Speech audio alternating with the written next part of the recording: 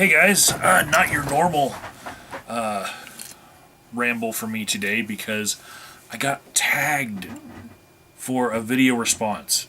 And that tag came from Got That Funk, link in the description box to his video, where he started his own tag. I love that. It's been a while since I've had a tag come around my way, so thank you very much. He tagged Peach, me, and Laura Leela. And this is for inanimate objects only, treasures. And he said, please share at least 3 items telling the story of why you have the item, as well as why you keep it. Okay, I'm game. Also, like him, I have been somewhat of a hoarder in my life for just little things that are sentimental to me. But in the last 5 years of my life, I have been downsizing. You know, I like to say that you own stuff. Stuff shouldn't own you. Right? That's not even original. That's from my Aunt Pat. And she might have gotten it from watching a hoarder show on A&E. I don't know. She's one of those people who watches a lot of TV. But you own stuff. Stuff shouldn't own you. So that stuff that stays with you after you apply that filter and start getting rid of stuff and downsizing, it should be a little bit more sentimental, right? I had a drill sergeant in 1997 who told me that if you don't use something for a month, you should put it in a box, put it away, and then if you don't use it again 6 months later, you should just completely eliminate it from your life. And the reason why he told me that was because, well, in the Army, you get stationed in a lot of places, and you don't need to be bogged down by stuff, because every time you get orders to move to a new duty station, you know, you're just going to have to go through the hell of repacking it and, you know, unpacking it again when you get to the new spot. And, you know, you don't get a lot of choice sometimes in how much space that you have to deal with. So when you get to that next duty station, you could be pretty cramped. You could have to share a room with someone, you know. So his rule, I never took it to heart. He was actually scolding me for owning a foot locker. In the military, mind you. And I had it at the foot of my bed. It was my right to have a foot locker, and I would keep it locked. And I think the problem that he had was that he couldn't get into it, because those were the kind of drill sergeants that would fuck with you. Fuck with your shit while you were gone, fuck with your shit while you were sleeping. You know, just all that hazing that comes with that sort of training environment. So he was kind of angry that I had something that was lockable. And the stuff that was in that footlocker, it grew over time, and you know, I don't even have that same footlocker anymore. It kind of got destroyed in shipping, you know, to the point where it was just too banged up to continue. But now I still have a lot of the stuff that was saved in that footlocker, one of which is my CD collection.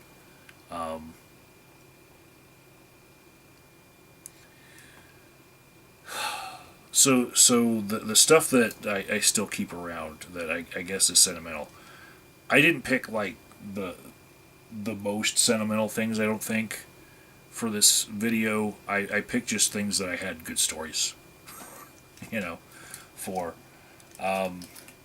because there's so much. There's so much little things that I hang on to. But we'll start with some of my videos. You might have seen me wearing my lanyard from work, right? And I'm not going to dox where I work, but on the lanyard there is a pin, right? And that pin right here, you can see it, says, "Just say no." That is actually a vintage 1981 Nancy Reagan lapel pin, right? And on the back of my badges, let me not pull those up, but let me just show you what I have there. It's a keychain. It's actually from the DARE program. in the 80s, right? Or 80s vintage. And the reason why I keep those, I actually bought them. No one gave them to me. I sought them out and bought them. And the reason why I keep those symbols of my new craft, my latest career, it's a reminder to me that there were different perspectives just a couple decades ago about how we should go about treating people with substance use disorders. And a lot of people like to think that the old paradigm was bad and the new paradigm is not that, so we need to just sweep that under the rug, never talk about it again, right? But for me, I think a better approach is all of the different perspectives had some validity to them, you know, be it the psychosocial model of the biopsychosocial model of looking at things through a couple different lenses, to the moralistic model of, you know, using drugs as a moral shortcoming. All of them have their pros and cons. The moralistic view has more cons to it, but to me, it's just a reminder that in just a few years, the models that we're using to treat people are probably going to be different yet again. You know? And it's just a part of the history of people who have tried to counsel people away from self-destructive lifestyles. And so I keep those things. And that's just a small portion of the collection that I have. I've got a couple fridge magnets for Mothers Against Drunk Drivers in my office at work. And I'm not even a mother. Although a couple of my clients might have called me mother behind my back, they never gave me a Mother's Day card. Okay. So, the second thing I'll pull out is I didn't get a lot of awards while I was in the military. It seemed like a cliquish thing, and also it was tied to rank, which I didn't have a lot of. And it seems like officers got these high-ranking awards that enlisted men would never get. Just because they were a higher rank, their achievements seemed to be worth more, even though it was probably all of the enlisted men underneath them doing the hard work, you know. But the awards that I actually treasured more came from my fellow soldiers while I was in the Army, and this is one of them. It's just a plaque that they ordered for me, and basically I earned it for having spent a year in Korea, and everyone who left got some special awards. I've got another one right here, and this is a plate. These plates were rare, like 100 of them were made, and they were given to soldiers who were in the 2nd Maintenance Company, and I was only in that company for about 6 months when it was disbanded, and all of the soldiers in it were reorganized back into 95th Maintenance Company. And 2nd Maintenance Company was basically Korea and things in the Pacific, and 95th Maintenance Company was the rest of the world, like Europe and America. And then 95th Maintenance Company took over everything, because the field that I was in, metrology, in the military, in the Army, it was down to like less than 250 soldiers had my MOS, my specialty, which was just calibrating electronics for test and measurement and diagnostic purposes. And it sounds really nerdy, but it was even more nerdy than it sounds. I like this plate as part of history because I know that there's less than 100 people who got this plate. Not that I actually deserved it, you know, but I was there in this ceremony that retired Second Maintenance Company, and so just having gotten a plate that they were giving to people who had served within it meant a lot to me.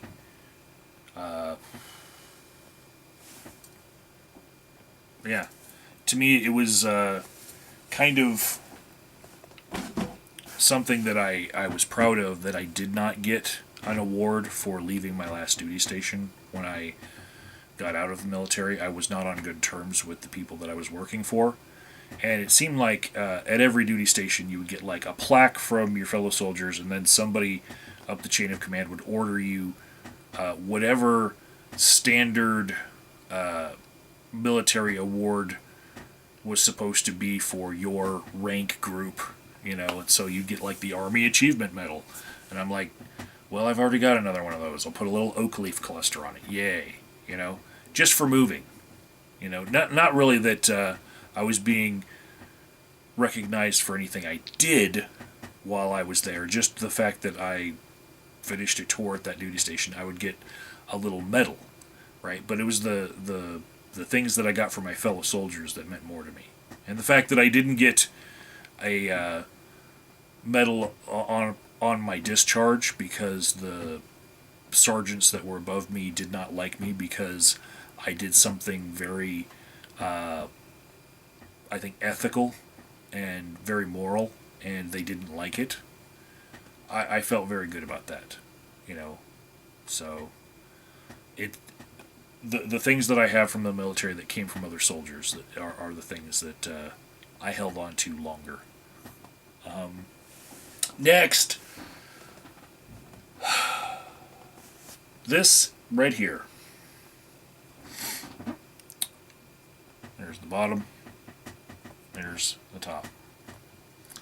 This is actually the trigger mechanism for an old X-ray machine. And this is from my time that I spent after the military working for General Electric in their X-ray and MR buildings in Waukesha, Wisconsin. I was basically doing the same thing I did for the military, just calibrating diagnostic equipment. And this was from a style of X-ray machine that was no longer going to be serviced by General Electric, and so they decommissioned a bunch of equipment that we used to repair this old line of product. And I saved this, and I figured you just connect a regular telephone line to the end. It's regular jack right there, and then you could use it for something else, right? And I guess I saved it because like I love the 2-tier button. It's like, okay, I'm thinking about doing it but not sure, and now I'm all the way sure. There's 2 buttons here, a button within a button, and it's just so springy. But I just figured I'm gonna find another use for it, right? And that's a recurring theme in the things that I've been able to shed when I'm downsizing, is I like to find a good home for the things that I get rid of. And this thing, I haven't found what I'm going to put it in yet, you know, but I know the history behind the button. The system that would calibrate all the other X-ray machines of this line had this as the activator, right? And I own it. It's mine.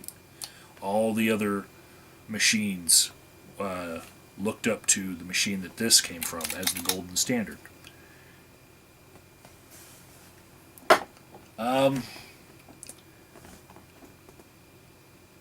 I think I'll go with this one next. This is usually magneted to the window right next to where my desk is. This is my late sister Deb. I probably have shown this to the camera like 3 or 4 times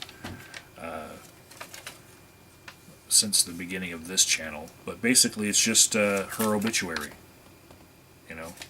And in it, I'm listed as one of the surviving people. Right here. It says Michael. Right there. And then you'll see the word avocado. Alright?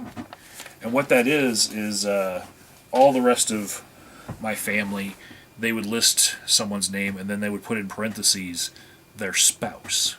And I wasn't married. I'm still not married. But I was the odd man out as far as that goes. And they were like, well, we need to put something in there. What, does Mike have a girlfriend or anything? No, I spent a long time single. And so they're like, well, he does have that avocado tree that he's been growing in his apartment. Which was growing from a seed that I gathered in 2008. And it was because my grandmother had died, and that was our source of avocados down in California. And she had been growing this avocado tree for a very long time.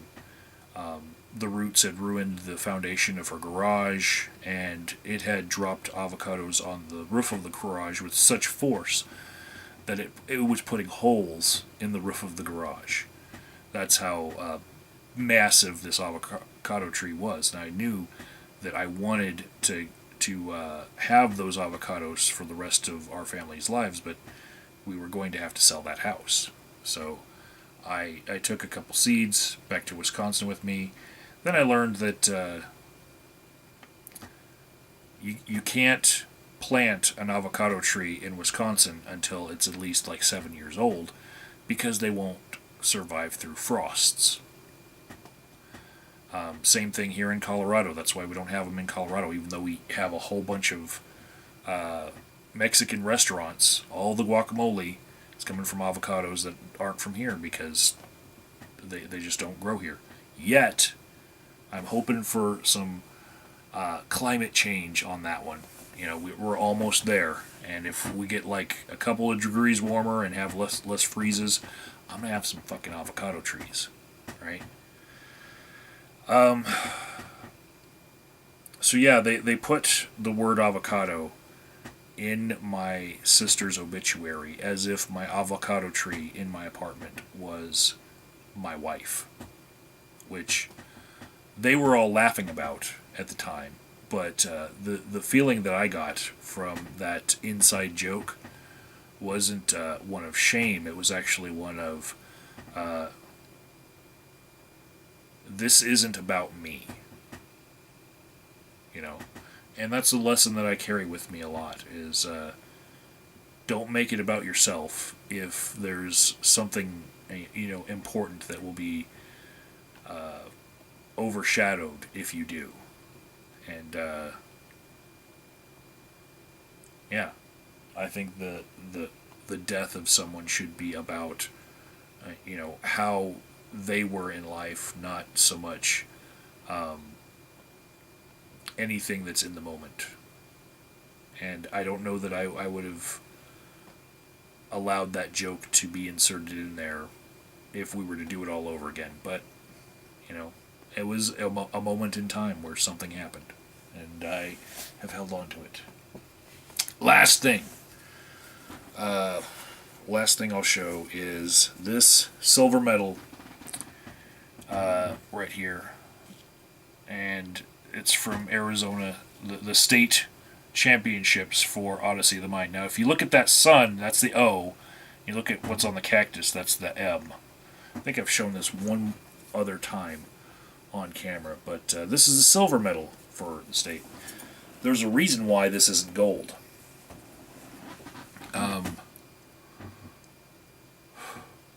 When I was in the 6th grade, I was selected as one of the more gifted students in my school district in Cochise County in southern Arizona. And those of us who were picked out for being more intelligent and needing a special class they put us into a program called the Discovery Program. It was just for gifted kids, right?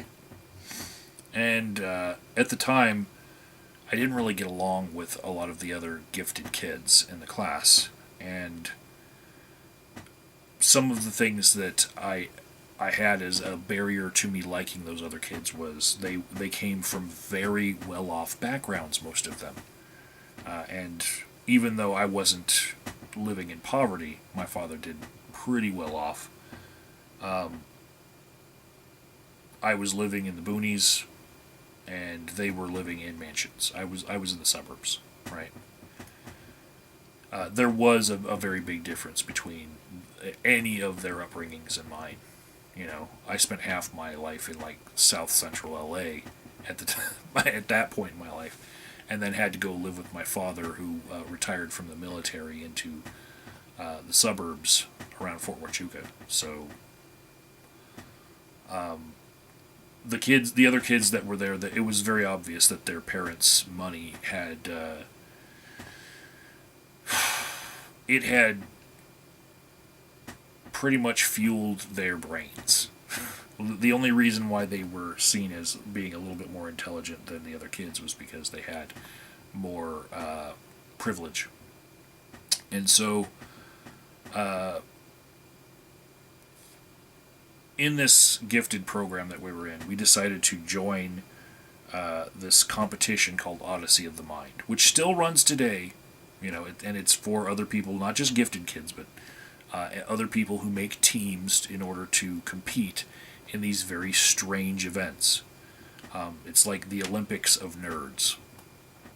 And we had been winning first place in every level of our competition.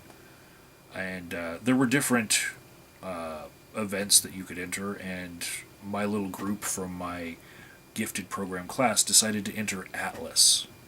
And that was a program where you would make a structure with balsa wood, and then the structure had to be no more than 10 grams, and it had to be 10 inches tall and fit around a weight pole, because they were going to stack weights on it. And so with 10 grams of balsa wood, 10 inches tall, built out of just sticks, with a whole bunch of other rules about construction and whatnot, we were able to hold regularly weights of over 500 pounds, just by using our knowledge of architecture.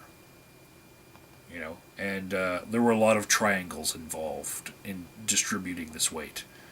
But other teams, they were just using super glue and balsa wood and not really getting the same results as us. We saw other teams maybe make it to like 145 pounds before their whole structure would explode, you know, and we would get up to 500 pounds and then safely take the weight off, and then we'd get more points for having held it for a certain amount of time, and then being able to take the weight off and still have the structure.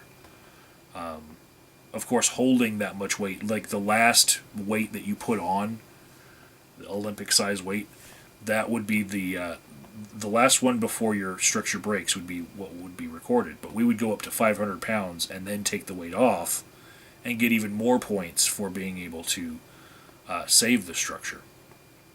And while that was going on, we had to have a little skit that we had to put on and perform.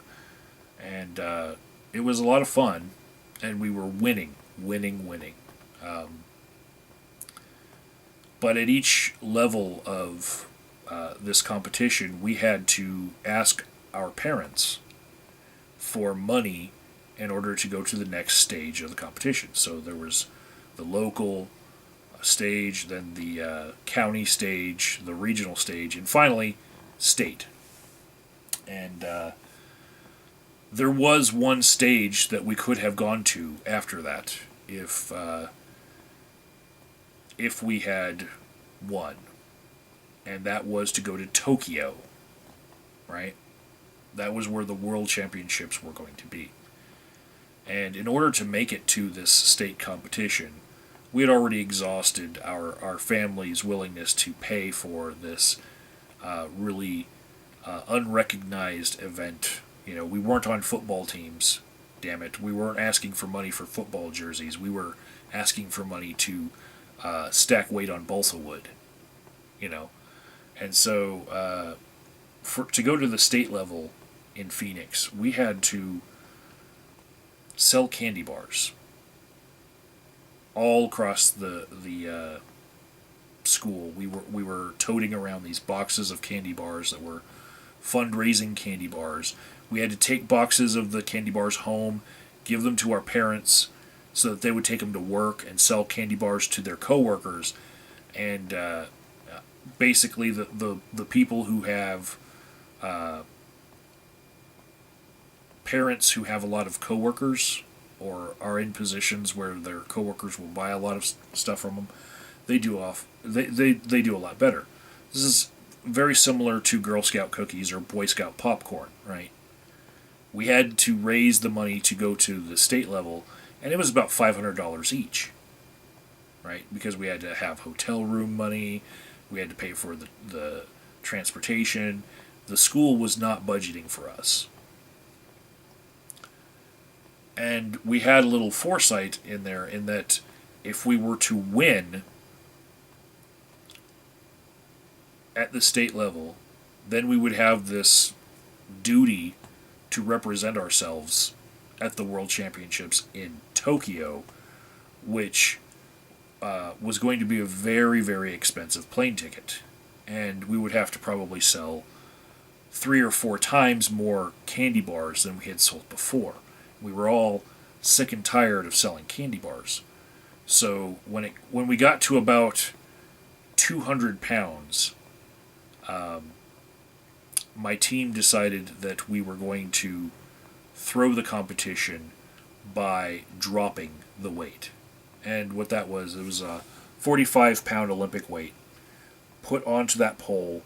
As it was sliding down, they just decided to fake like their fingers came off of it, and then the added pressure of it smashing down very hard helped to destroy our structure, and we threw the event, basically. We completed our skit, we ranked, and we got second place. But we all went home after that knowing that second place was the best medal that you could earn without having to sell more goddamn candy bars, because nobody was going to support us going to fucking Tokyo. So,